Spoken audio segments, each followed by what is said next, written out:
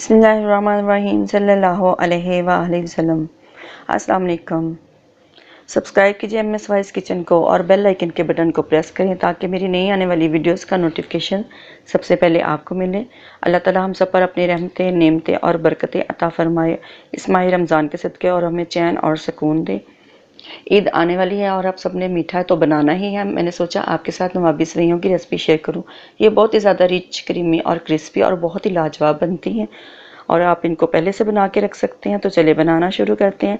बिस्मिल्लाहिर्रहमानिर्रहीम। सबसे पहले हमने दूध को उबलने के लिए रख दिया है पैन में डाल के, और साथ ही हम इसको जो कस्टर्ड है वो भी घोल के रख लेते हैं। तो हाफ कप दूध में हम कस्टर्ड जो है वो डाल के 2 टेबलस्पून के करीब तो अच्छी तरह से इसको घोल लेंगे। तो ये देखिए अच्छी तरह घुल चुका है और दूध को बॉयल भी आ चुका है।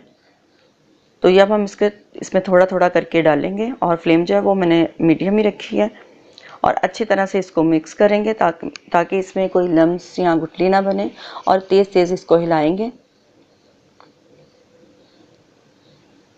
इस तरह से हम इसको तेज़ तेज़ हिलाएंगे। तो ये देखिए 2 से 3 मिनट में ये काफ़ी गाढ़ा हो चुका है। ये देखिए कितनी थिकनेस है इसमें।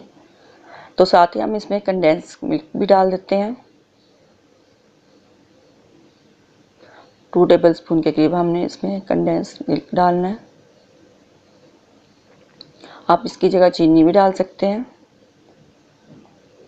आप अपने टेस्ट के हिसाब से चीनी भी इसमें डाल सकते हैं। तो इसको अच्छी तरह से मिक्स कर लेंगे और 2 से 3 मिनट के लिए हम इसको पकाएंगे ताकि ये अच्छी तरह से गाढ़ा हो जाए।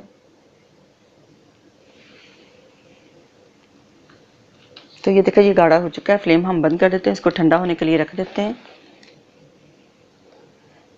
तो यहाँ पे हमने सेवइयां ली हैं बारीक वाली, और दूसरी तरफ हमने कढ़ाई रख दी है और इसमें हम 2 टेबलस्पून के करीब देसी घी ऐड करेंगे। देसी घी से इसका जायका बहुत ही अच्छा आता है और खुशबू भी बहुत अच्छी आती है जैसी हम चाहते हैं। और जो कुकिंग ऑयल है वो हम इसमें बिल्कुल भी नहीं डालेंगे, उससे स्मेल सी आने लग जाती है और वो मज़ा भी नहीं आता जो हम चाहते हैं। तो जो सेवइयां हैं उनको हमने अच्छी तरह से क्रश कर लिया हाथों की मदद से। तो अब हम इसमें इसको ट्रांसफ़र कर देंगे और इसको हम रोस्ट करेंगे 2 से 3 मिनट के लिए मीडियम फ्लेम पर। क्योंकि ये पहले से भुनी होती हैं तो हम इसको बहुत ज़्यादा नहीं भुनेंगे। तो ये देखिए 2 से 3 मिनट हो चुके हैं इनको भूनते हुए। तब हम इसमें चीनी ऐड करेंगे।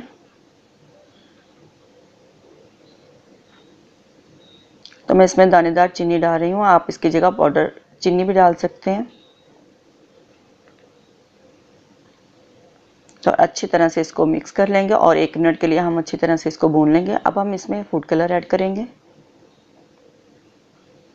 येलो फूड कलर है तो इससे सेवइयों में बहुत ही अच्छा कलर आता है। तो फ्लेम जो है वो मैंने बंद कर दी है और अच्छी तरह से अब इसको मिक्स कर लेंगे। तो ये देखिए कितनी ज़बरदस्त है, इसका कलर देखिए कितना ज़बरदस्त आया है। तो ये देखिए कितना ज़बरदस्त कलर है।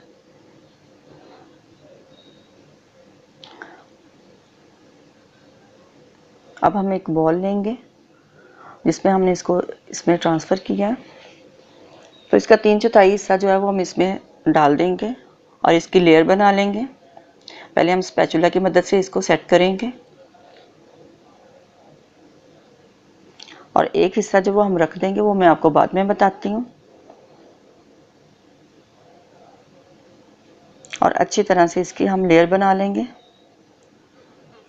किसी कटोरी या फिर ग्लास की मदद से हम इसको इस तरह से दबा दबा के अच्छी तरह से प्रेस कर लेंगे ताकि इसकी अच्छी तरह से जो लेयर है वो सेट हो जाए। तो ये देखिए अच्छी तरह से इसकी जो लेयर है नीचे वाली वो सेट हो चुकी है। इस तरह से दबा दबा के मैंने इसको अच्छी तरह कर लिया। साथ ही हम इसके ऊपर जो कस्टर्ड हमने बना के रखा था वो भी डाल देंगे। तो वो मैं सारा इसके ऊपर इस तरह से डाल रही हूँ।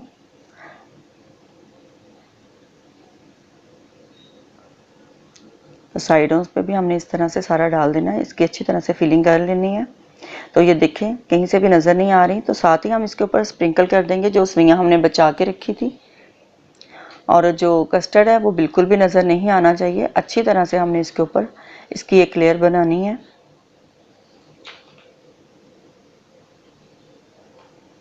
ताकि जो कस्टर्ड है वो अच्छी तरह से छुप जाए। तो ये देखें मैंने अच्छी तरह से सवैयाँ जो हैं वो एक लेयर बना दी है उसकी।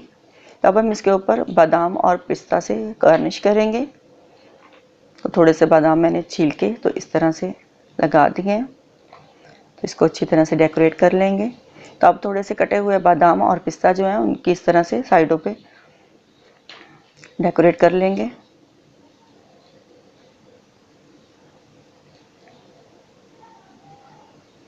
कुछ बादाम डालेंगे और थोड़े से पिस्ते डालेंगे। बिल्कुल बारीक बारीक कटिंग किए हुए हैं। तो ये देखिए ज़बरदस्त सी हमारी नवाबी सवैयाँ जो हैं वो तैयार हो चुकी हैं, बहुत ही ज़बरदस्त, बहुत ही मज़े की। तो आप इसको 2 से 3 घंटे के लिए फ्रिज में रखें, ठंडा होने पे आप इसको सर्व करें। ये गर्मा गर्म तो बिल्कुल भी अच्छी नहीं लगती। ज़बरदस्त सी नवाबी सवैयाँ हमारी तैयार हो चुकी हैं, आप इसको ज़रूर ट्राई कीजिए। ईद के मौका पर अपने फ्रेंड्स के साथ, अपने फैमिली मेम्बर के साथ। ये देखिए कितनी ज़बरदस्त बनी है, क्रिस्पी क्रिस्पी क्रीमी। ये देखिए कितनी ज़बरदस्त लग रही है। तो मैं आपको दिखाती हूँ इसकी लेयर कितनी ज़बरदस्त लगी है। ये देखें कितनी क्रीमी लग रही हैं, ये देखिए कितनी क्रिस्पी हैं और इसकी लेयर देखिए कितनी ज़बरदस्त है। तो ये देखिए मैं काट के आपको दिखा रही हूँ कितनी ज़बरदस्त बनी है।